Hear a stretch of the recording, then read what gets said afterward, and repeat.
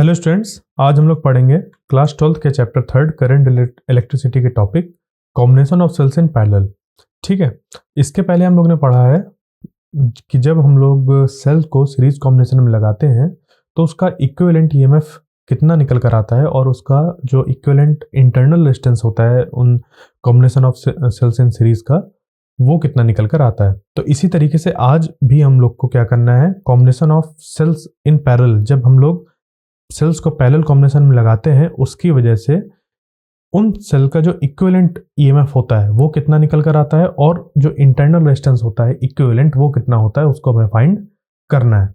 ठीक है, तो इसके लिए हमें कुछ चीजें हैं जो कि मालूम होनी चाहिए, जैसे कि हम जानते ही हैं कि V is equal to I R Ohm's law से ये हमारा रिलेशन होता है, जो कि है किसके किसके बीच में। अगर मान लीजिए हमारे पास कोई एक रजिस्टर हो R और उस पर हमने V वोल्टेज अप्लाई किया, ठीक है, तो उसकी वजह से यहां पर अगर करंट I डेवलप हुआ तो जो रिलेशन बनता है इन तीनों के बीच में वो होता है कितना, V is equal to I R. यानी कि इस रेजिस्टेंस के क्रॉस जिसपे कि रेजिस्टेंस कितना है, R है, उस पे अगर V वोल्टेज अप्लाई किया जाए और उसकी वजह से करंट I डेवलप हो यहां पर, तो V is equal to I R होता है। एक रिलेशन ये। दूसरा, हम लोग ने पढ़ा है अपने पिछले लेक्चर्स पे कि एक जो सेल है उस सेल का एक ईएमएफ होता है और वो बराबर होता है उस सेल के टर्मिनल्स पर जो वोल्टेज अपीयर हो रहा है उसके प्लस जितना वोल्टेज ड्रॉप हो रहा है अंदर उस सेल के। ठीक है, यानी कि अगर यहां पर देखें तो ये जो एप्सिलॉन है वो है क्या, EMF of the cell, V है voltage across the terminals of the cell, I है उस सर्किट में फ्लो होने वाला करंट और R है internal resistance of the cell.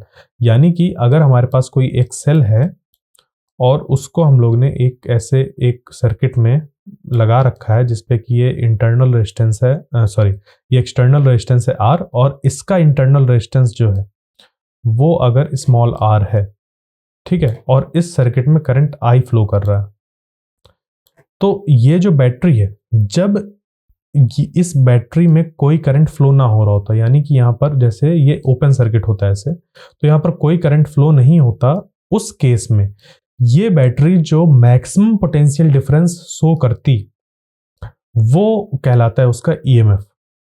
और अब जब उसको कनेक्ट कर दिया गया है एक एक्सटर्नल लोड से या एक्सटर्नल रजिस्टर से, उसकी वजह से क्या हुआ, यहाँ पर एक फाइनाइट वैल्यू ऑफ करंट यहाँ पर डेवलप हुआ, जिसकी वजह से यहां पर जो कि इसका इंटरनल रेजिस्टेंस है उसके अंदर कुछ वोल्टेज ड्रॉप हो जाता है। ठीक है, तो फिर उसकी वजह से यहां पर जो इसके टर्मिनल्स पर वोल्टेज अपीयर होता है वो V अपीयर होता है। यानी कि अगर इसको एक छोटे से एग्जांपल से लेकर समझा जाए, जो कि मैं पहले भी डिस्कस कर चुका हूं, कि आपके पास अगर एक ड्राई सेल है जो कि आप खरीद कर लाए हैं अपने टॉय कार पे या जो टीवी का रिमोट होता है इन सब में डालने के लिए, तो ये जो ईएमएफ है ये एक तरीके का वोल्टेज ही है। ये क्या है, उस सेल का मैक्सिमम वोल्टेज जो कि वो प्रोवाइड कर सकता है। तो वो जो वोल्टेज लिखा रहता है उस सेल पे, जो कि जैसे कि कहते हैं ना 1.5 वोल्ट्स, तो 1.5 वोल्ट जो लिखा रहता है उस सेल पर वो है उसका ईएमएफ। जबकि एक्चुअल में जब हम लोग मेजर करेंगे तो उसकी वैल्यू कुछ 1.3 या फिर 1. कुछ इस तरीके से कम होगी।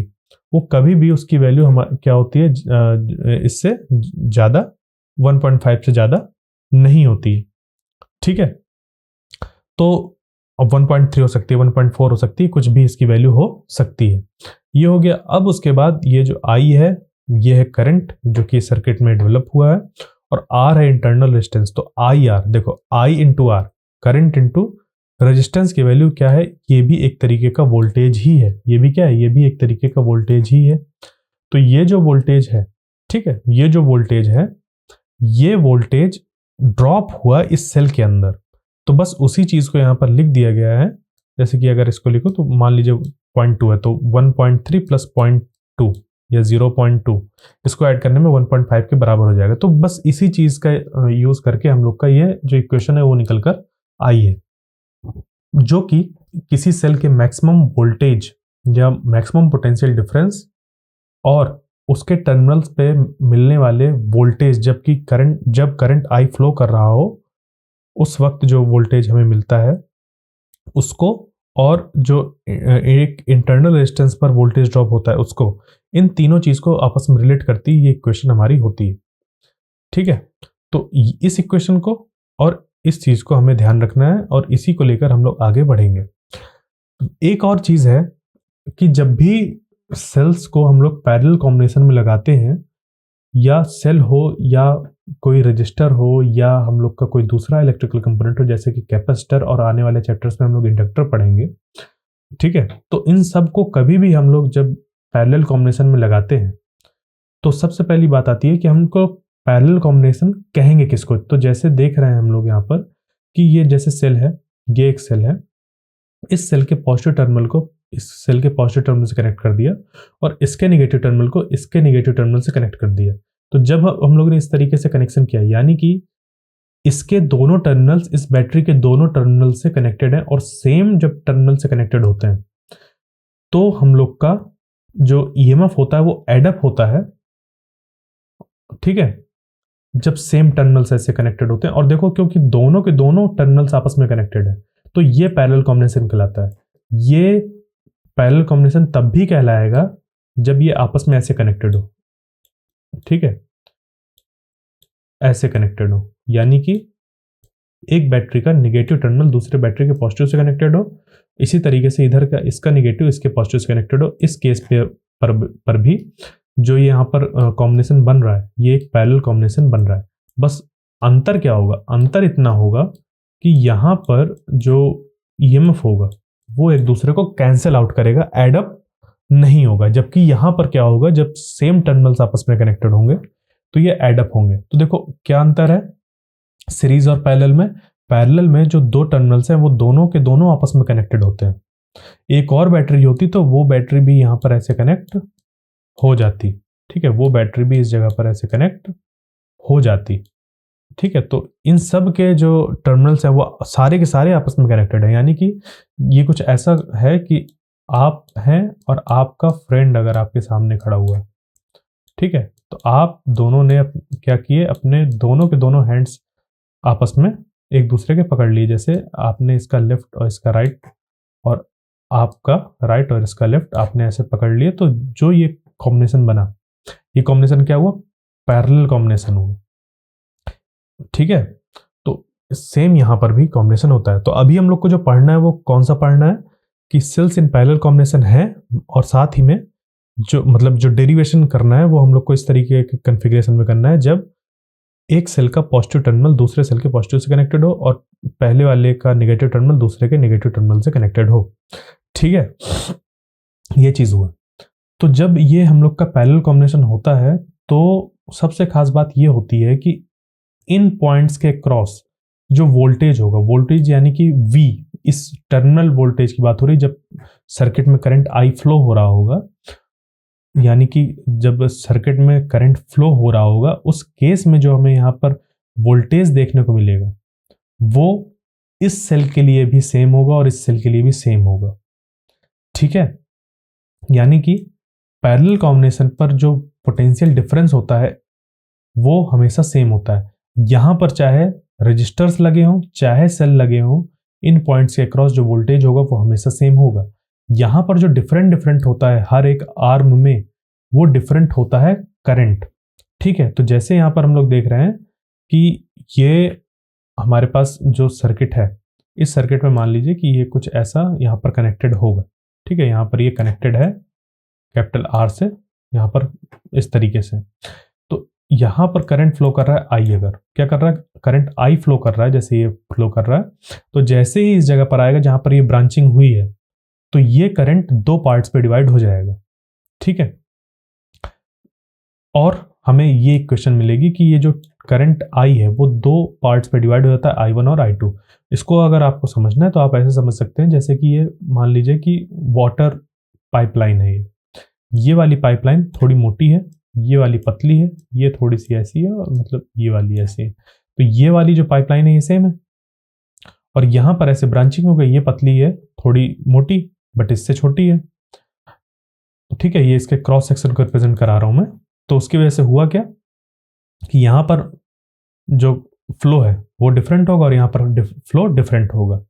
ठीक है, और जो यहाँ पर फ्लो होगा इसके सम अप करने के बराबर होगा, यानी कि ये वाला जो फ्लो है उसको अगर लिख दिया जाए तो ये बराबर होगा छोटे वाले और जो उससे बड़ा फ्लो यहाँ पर हो रहा है उसके बराबर। ठीक है, ये हमें मिल गया। तो सेम चीज यहाँ पर करिए, जब हम लोग इसको नाम I1 और I2 दे रहे हैं तो I1 I2 लिख दिया और इसकी जगह पर I लिख दिया, ये बन गया हमारा। यानी कि पैरेलल कॉम्बिनेशन में जब भी सेल को ऐसे लगाया जाता है तो ये सेल हो या रजिस्टर हो या कोई भी दूसरा इलेक्ट्रिकल कंपोनेंट हो तो उसमें जो करंट की वैल्यू होती है वो डिफरेंट डिफरेंट ऐसे हो जाती है, और जब इसको हम लोग सम अप करेंगे तो यहां से आने वाले करंट के बराबर हमें मिलेगा। ठीक है, तो बस ये इक्वेशन हमारी आ गई। अब इस इक्वेशन का ही यूज करके हम लोग जो I1 की वैल्यू है वो पुट करेंगे, I2 की वैल्यू पुट करेंगे और I की वैल्यू पुट करेंगे और आपस में रिलेट करते हुए जो E इक्विवेलेंट की वैल्यू है उसको फाइंड कर लेंगे और R इक्विवेलेंट की वैल्यू फाइंड कर लेंगे। तो कैसे करेंगे, देखिए ये वाली जो इक्वेशन थी EMF इज इक्वल टू या epsilon is equal to V plus IR, ये इक्वेशन थी। ठीक, इसमें हम लोग क्या करेंगे, अगर लिखना चाहें तो इसको हम लोग रीअरेंज करके लिख सकते हैं। कैसे, ये हो जाएगा epsilon minus V is equal to IR। फिर इसी को और R को नीचे डिवाइड ले आए तो ये R आ जाएगा इधर डिवाइड पे, इधर से हट जाएगा। तो I is equal to epsilon minus V divided by R is equal to I। जहां पर जो R है स्मॉल r वो है internal resistance of the cell, ये जो एप्सिलॉन है वो है EMF, V है voltage across the terminals when current is flowing, और I है करंट जो कि उस बैटरी से फ्लो हो रहा है। जब हम लोग बात करेंगे पहले वाले सेल की तो ये वाली इक्वेशन जो होगी वो बन जाएगी epsilon 1 minus V divided by R is equal to I1। इस V को भी हम लोग V1 ले सकते हैं और ये जो R होगा वो R1 हो जाएगा। ठीक है, क्योंकि पहले वाले सेल के इंटरनल रेजिस्टेंस की बात हो रही है। इसी तरीके से दूसरे वाले के लिए हो जाएगा epsilon 2 minus V2 divided by R2 is equal to यहां पर I2। अब देखो थोड़ी देर पहले अभी मैंने बताया कि V1 और V2 इनकी वैल्यू सेम ही होगी क्योंकि पैरेलल कॉम्बिनेशन में जो वोल्टेज होता है वो सेम होता है। तो V1 इक्वल टू होगा V2 इक्वल टू, उसको हम लोग V के बराबर लिख सकते हैं। ठीक है, तो ये इसकी जगह V लिख दिया जाए और इसकी जगह फिर V लिख दिया जाए। अब इनको I1 उठाकर I1 की जगह पर रख देंगे और I2 उठाकर I2 की जगह पर पुट कर देंगे। इसको करने के बाद फिर हम लोग इस I पर फोकस करेंगे और इसकी वैल्यू निकाल कर रखेंगे, हमारा काम हो जाएगा। तो देखो इसको अगर हम लोग I की वैल्यू रखें तो इसको कुछ ऐसा मान सकते हैं हम लोग कि ये जो दो सेल थे इनको जब हम लोग ने पैरेलल कॉम्बिनेशन में से लगाया, उसको लगाने पर हम एक क्या माने कि ये जो दो सेल का कॉम्बिनेशन है पैरेलल कॉम्बिनेशन, इसको अगर हम लोग रिप्लेस करना चाहें एक ऐसे सेल से जिसकी वैल्यू जो मतलब जिसकी जो EMF की वैल्यू है वो एप्सिलॉन EQ है और जो इंटरनल रेजिस्टेंस की वैल्यू है वो है REQ, यानी कि इसके इक्विवेलेंट एक सेल अगर हम कंसीडर करें यहां पर, तो उस सेल से जो करंट फ्लो हो रहा होगा वो I हो रहा होगा, एप्सिलॉन EQ उसका EMF हो जाएगा और REQ उसका इंटरनल रेजिस्टेंस हो जाएगा। तो उसके लिए जो इक्वेशन बनेगी इस वाली से वो हो जाएगा EQ माइनस V। देखो यहां पर भी माइनस V ही आएगा क्योंकि वोल्टेज जो है वो सेम ही रहेगा इसके क्रॉस, इन दो पॉइंट्स के cross, divided by R equivalent is equal to I। ठीक है, ये हो गया। तो बस इसको यहां पर पुट कर दिया, इसको यहां पर पुट कर दिया और I की वैल्यू पुट कर देंगे यहां पर। तो हमारा जो पूरा रिलेशन है EQ और एप्सिलॉन 1 और एप्सिलॉन 2 के बीच में वो निकल आएगा और REQ और R1 R2 के बीच में रिलेशन निकल कर आ जाएगा। तो बस अब क्या करना है, एक एक स्टेप करके इसको समझते हैं। जो पूरी प्रोसेस थी वो मैंने बता दी। ठीक है, तो देखिए सबसे पहले I1 फाइंड कर लिया। I1 ये हो गया, कैसे, v is equal to epsilon 1 minus I1 R1 इस इक्वेशन से हम लोग ने निकाला। और ये इक्वेशन कहाँ से निकल गया है? ये बिल्कुल वही है, epsilon 1 is equal to v plus I1 R1। ठीक है, ये थी, इसी को रीअरेंज किया गया है तो एप्सिलॉन 1 माइनस I1 R1, ठीक है, इक्वल टू v है, और इसी को अरेंज करके ये निकाल दिया। अभी मैंने ये निकाल कर दिखाया है, I1 की वैल्यू ही निकल कर आ गई। ठीक, उसके बाद फिर I2 की वैल्यू निकाली जो कि निकल कर आ गई है। ये भी बिल्कुल वैसे ही एकदम सेम प्रोसेस से निकल कर आ गई। उसके बाद I is equal to I1 plus I2 में पुट कर दिया हम लोग ने I1 और I2 की वैल्यू। तो I1 की वैल्यू हो गई ये और I2 की वैल्यू हो गई ये। I1 की वैल्यू यहाँ पर हो गई ये।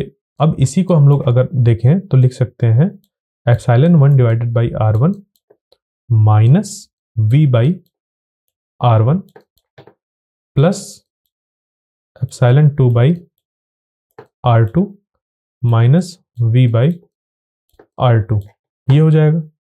ठीक है, अब यहां से देखिए जो एप्सिलॉन 1 बाई R1 है और एप्सिलॉन 2 बाई R2 है, इसको एक साथ लिख देते हैं। ये लिख दिया epsilon 1 by R1 plus epsilon 2 by R2, और ये वाले जो दो टर्म्स हैं ये वाले minus v by R1 minus v by R2, ये क्या हो जाएंगे? ये हो जाएंगे minus v by R1 minus v by R2।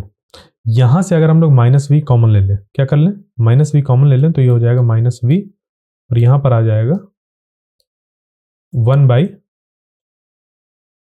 R1 plus 1 by R2।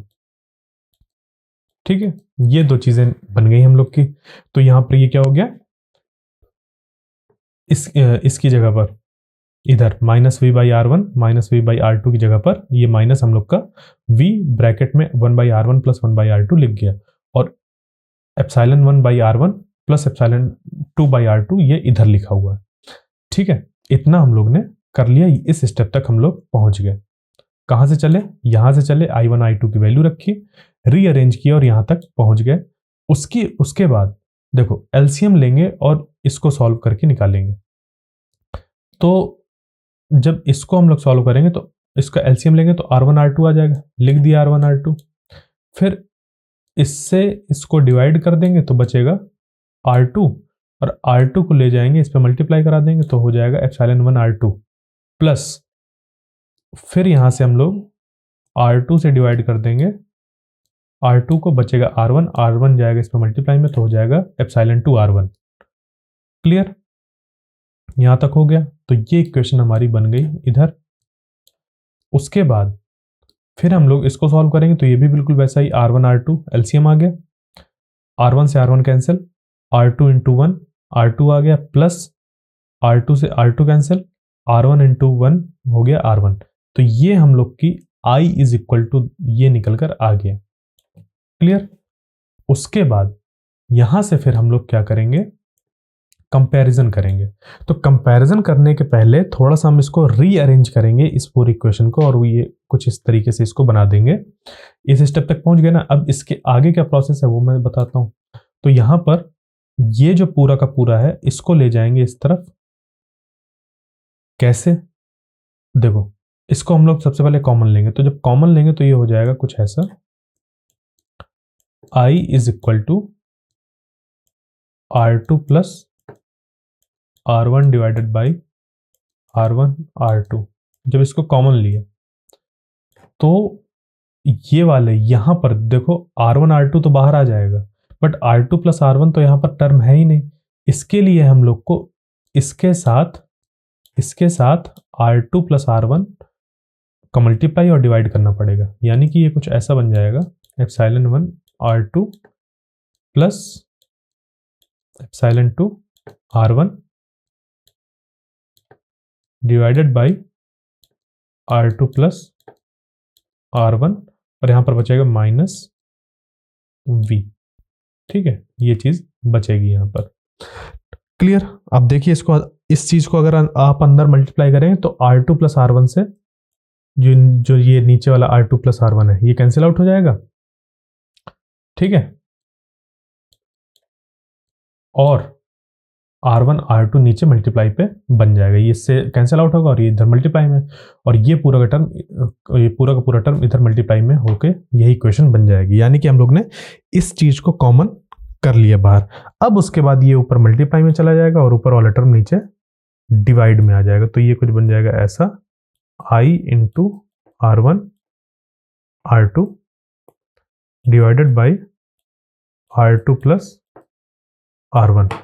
ठीक, यहां से इधर इक्वल, और ये बन जाएगा एप्सिलॉन 1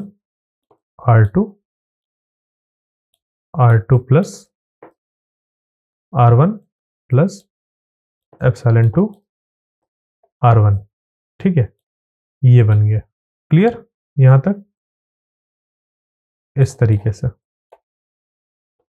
ठीक है, ये बन गया। यहां पर ये इधर माइनस वी भी साथ में आ जाएगा। ये बस इसी चीज को हम लोग अब क्या करेंगे, v जो है वो इधर आ जाएगा और ये वाला जो पूरा टर्म है वो इस तरफ आ जाएगा माइनस में। ये पूरा टर्म जो प्लस में है ये इधर माइनस में आ जाएगा और माइनस v चला जाएगा इस तरफ प्लस में।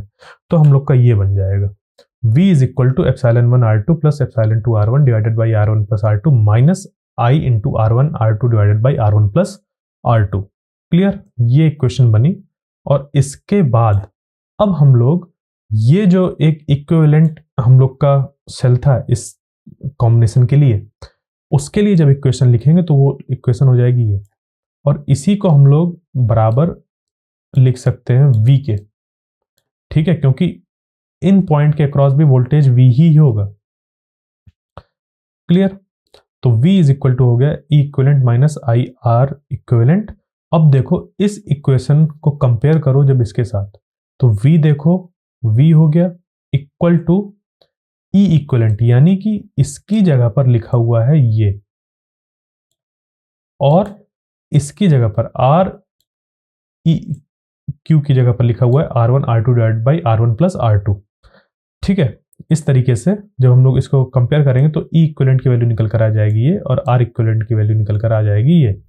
अब देखो, क्योंकि ये सिर्फ 2 सेल्स के लिए था, हमें अगर इसी डिस्कशन को एक जनरलाइज फॉर्म में लाना हो, यानी कि अप टू n सेल्स के कॉम्बिनेशन के लिए हमें निकालना हो, तो उसके लिए एक छोटा सा स्टेप बीच में करना पड़ेगा, और वो ये होगा कि E इक्विवेलेंट को डिवाइड कर देंगे R इक्विवेलेंट से।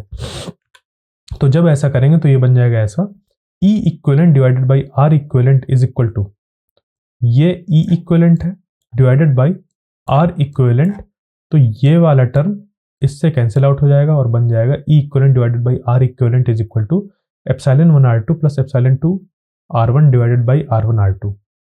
ठीक है, ये हो गया। फिर अब देखिए यहां से अगर हम लोग देखें तो ये बन जाएगा epsilon 1 R2 divided by R1 R2 plus epsilon 2 R1 divided by R1 R2।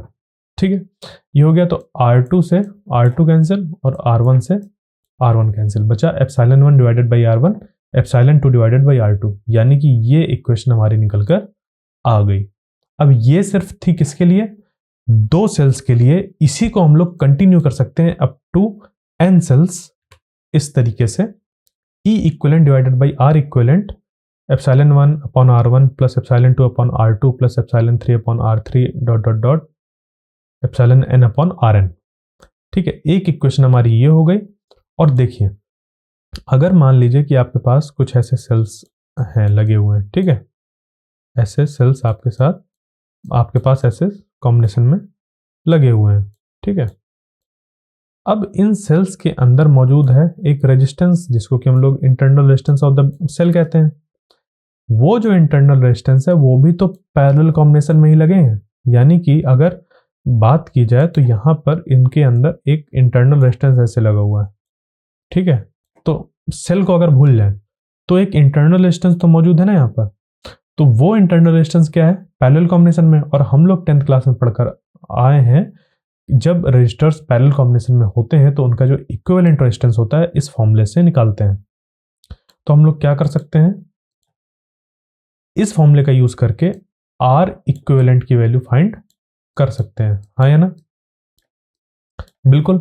अब क्योंकि हमें ये जो इंडिविजुअल सेल्स हैं इनका ईएमएफ पता होगा और इंडिविजुअल सेल्स का जो इंटरनल रेजिस्टेंस है वो पता होगा, तो इस इक्वेशन में हम लोग पुट कर देंगे। मान लीजिए यहाँ पर 3 लगे हुए हैं, 3 सेल्स लगे हुए हैं, तो पहले वाले का ईएमएफ E1, दूसरे का E2, तीसरे का E3। देखो एप्सिलॉन 1 और E1 मैं इंटरचेंजेबली यूज कर रहा हूं, मतलब कभी इसको E1 बोल रहा हूं, कभी एप्सिलॉन 1 बोल रहा हूं, सेम चीज है। ठीक है, हमें पता होना चाहिए कि हम किसकी बात कर रहे हैं। जैसे मैं पहले भी कह चुका हूं, सिंबल क्या रिप्रेजेंट कर रहे हैं वो पता होना चाहिए। तो ये रिप्रेजेंट कर रहा है ईएमएफ को, तो यहां पर क्या हो गया, epsilon 1, epsilon 2, epsilon 3, epsilon 1 divided by R1, क्योंकि हमें यहाँ पर इंटरनल रेजिस्टेंस R1 पता है, इसका R2 और इसका R3, तो epsilon 1 divided by R1 plus epsilon 2 divided by R2, epsilon 3 divided by R3, ये लिख देंगे। ठीक है, और फिर उसके बाद R इक्विवेलेंट की वैल्यू इस फॉर्मूले से निकाल लेंगे और पुट कर देंगे। तो यानी कि हमें इधर का टर्म सारा पता है, ये टर्म पता है, बचा ये टर्म, तो ये टर्म हम आसानी से निकाल सकते हैं, चाहे वो 3 सेल हो, 4 सेल हो, 5 सेल हो, 6 सेल हो, अगर वो जितने भी सेल हैं पैरेलल कॉम्बिनेशन में, उन सब का हम लोग इक्विवेलेंट ईएमएफ फाइंड कर सकते हैं। ठीक है, तो इस तरीके से हमारा ये जो वैल्यू है वो निकल कर आती है इक्विवेलेंट ईएमएफ के लिए n सेल्स जब पैरेलल कॉम्बिनेशन में लगे हों। ठीक है, इसी पे बेस्ड एक हम लोग एग्जाम्पल प्रॉब्लम करते हैं। देखिए, 3 batteries of internal resistance 5 ohm, 5 ohm and 10 ohm. 3 batteries हैं जिनका इंटरनल रेजिस्टेंस दिया हुआ है 5 ओम, 5 ओम और 10 ओम।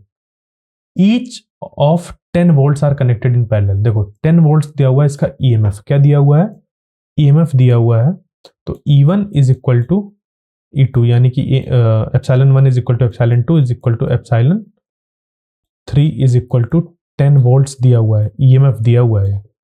ठीक है, find the equivalent resistance and EMF for the system. अब हमें इक्विवेलेंट रेजिस्टेंस और ईएमएफ बताना है। देखो इक्विवेलेंट रेजिस्टेंस आसानी से बता सकते हैं, कैसे, क्योंकि ये देखो पैरेलल कॉम्बिनेशन में, किसमें है, पैरेलल कॉम्बिनेशन में, और पैरेलल कॉम्बिनेशन में हम लोग जानते हैं जो R इक्विवेलेंट होता है वो होता है 1 by R equivalent is equal to 1 by R1 plus 1 by R2 plus 1 by R3। ठीक है, ये चीज होती है। ठीक है, यहां से तो इस फॉर्मूले का यूज करके हम लोग इंटरनल रेजिस्टेंस की जो इक्विवेलेंट वैल्यू है वो निकाल लेंगे। और फिर यहां पर देखो, सबसे इस एग्जांपल को यहां पर रखने का मतलब ये था कि जब हम लोग को ईएमएफ सेम दिया होता है, जब हम लोग को ईएमएफ की वैल्यू क्या दी रहती है, सेम दी रहती है, तो यहां पर जो इक्विवेलेंट वैल्यू होती है ईएमएफ की वो भी इसी के बराबर ही होती है। ये हमें कॉन्सेप्ट पता होना चाहिए, जिससे कि हम लोग क्वेश्चन को आसानी से और जल्दी सॉल्व कर सकते हैं। ठीक है, तो इसका जो सॉल्यूशन होगा वो कुछ ऐसा हो जाएगा कि पहले वाले की वैल्यू ये, दूसरे की ये, तीसरे की ये, तो जो इक्विवेलेंट की फॉर्म रेजिस्टेंस की जो वैल्यू निकलेगी वो ऐसे निकलेगी इस फॉर्मूले से। इसमें हम लोग ने पुट कर दिया 1 by R is equal to 1 by 5 plus 1 by 5 plus 1 by 10। ठीक है, तो इसको जब सॉल्व करेंगे तो एलसीएम आ जाएगा 10, ये एलसीएम आ गया 10, तो 5 से डिवाइड करेंगे तो 2 ऊपर आ गया 2 प्लस 5 से डिवाइड करेंगे 2 पे 1 पे मल्टीप्लाई तो 2, फिर उसके बाद यहाँ पर 10 से डिवाइड करेंगे तो 1 और ये। ठीक है, इसको सॉल्व करते हुए हम लोग को 1 बाई R की वैल्यू 5 बाई 10 मिल जाएगी, यानी कि R की वैल्यू 2 ओम निकल कर आ जाएगी। ठीक है, 2 ओम्स निकल कर आ गई। उसके बाद यहां से अब जैसे मैंने बताया कि जब आइडेंटिकल बैटरीज होती हैं, ठीक है, आइडेंटिकल बैटरीज यानी कि ईएमएफ जब उनका सेम होता है, ठीक है, जब हम लोग ईएमएफ सेम लेकर चलते हैं, उस केस में जो ईएमएफ की वैल्यू होती है वो हमारी सेम निकल कर आती है, सेम इक्विवेलेंट वैल्यू निकल कर आती है। ठीक है, तो इस तरीके से हम लोग का ये एग्जाम्पल प्रॉब्लम था। तो आई होप आपको आज का जो सेशन था वो समझ पे आया होगा सेल्स इन पैरेलल कॉम्बिनेशन का। अब जो अगला लेक्चर होगा उसमें हम लोग किरचॉफ्स लॉ के बारे में पढ़ेंगे। 2 लॉ होते हैं, एक केवीएल होता है और एक केसीएल, तो दोनों के बारे में हम लोग अगले लेक्चर में पढ़ेंगे। तब तक के लिए थैंक यू।